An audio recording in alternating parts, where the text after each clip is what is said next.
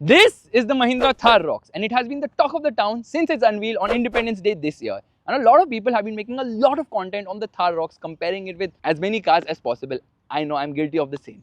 But me being Fazbeam, I have to do things a bit differently. So today's video is a bit of an exclusive because I'm going to be testing the horsepower of the Thar Roxx. But how? This Thar is a diesel automatic two-wheel drive. And Mahindra claims that the MOC engine produces 150 horsepower and 330 Newton meters, but that is for the MX automatic two-wheel drive variants. Meanwhile, in the AX variants, the 2.2-litre diesel engine gets a boost, producing 172 horsepower and 370 Newton meters of torque. It makes 22 horsepower more and also 40 Newton meters more torque, making it peppier. Meanwhile, the four-wheel drive version, which obviously weighs a lot more because of the four-wheel drive hardware, is slower than the two-wheel drive.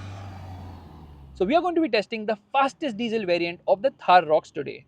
However, those are claim numbers. What are the real numbers is what I'm going to find out today. But again, how? By simply testing the car on a dynamometer, or in short, dyno, at KS Motorsports in Mumbai. A dyno is a device that measures power, torque and other aspects of a car. And before we start the runs, some preparation is required, like checking the tire pressure on all the four wheels, strapping the car firmly both at the front and the rear, and placing fans in front of the engine to make sure it breathes. Everything is in place now for the first run. Okay, let's turn on the car.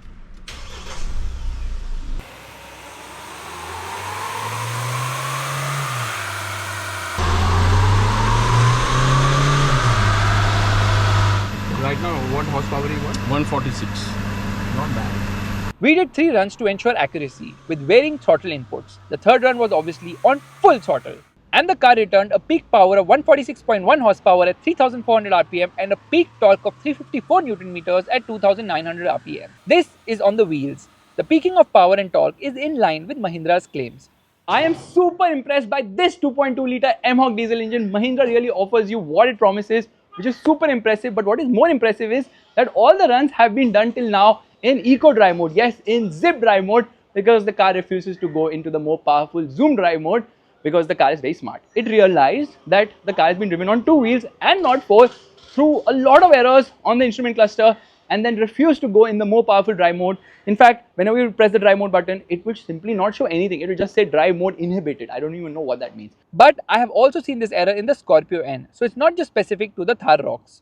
We tried to reset all that by connecting computer to the OBD port, but we could not wash off the errors because this car is so new. It's not even gone on sale yet, so we don't have all the programs or the codes or anything of that sort to reflash it. So we decided, let's go for a spin. Maybe the car will feel better that we are driving it on 4 wheels and not on 2. Yet, all the telltale lights which were blinking on the instrument cluster went away, but the drive mode refused to change. So we called it a day.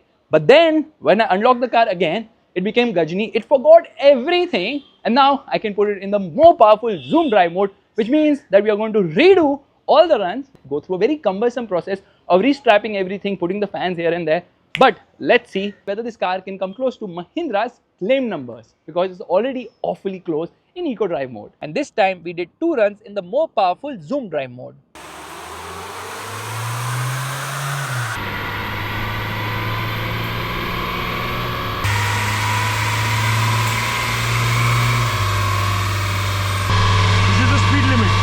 So the very same horsepower in zoom mode as well. So much effort for nothing.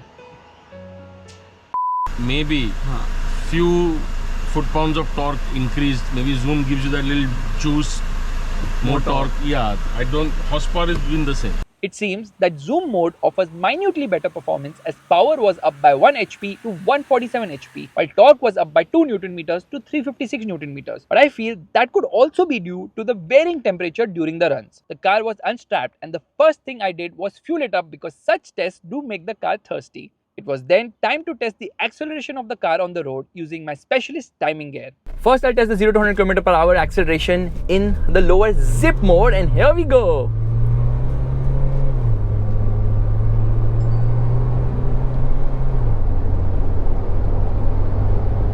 That's 0 to 100 km/h in 11.1 seconds.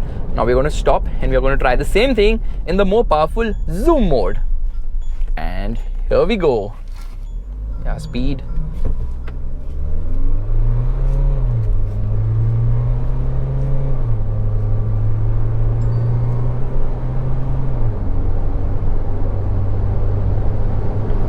Well, minutely faster. So yes, I think they both make the same power output.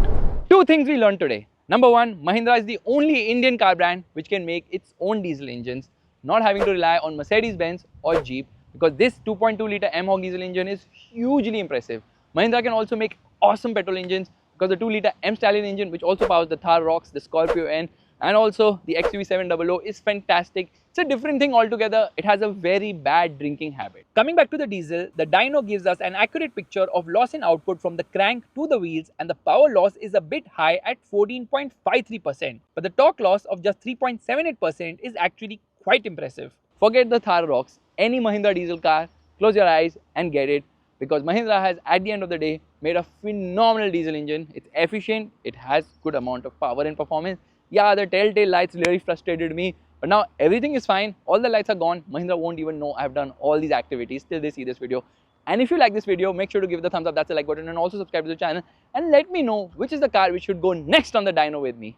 Bye bye.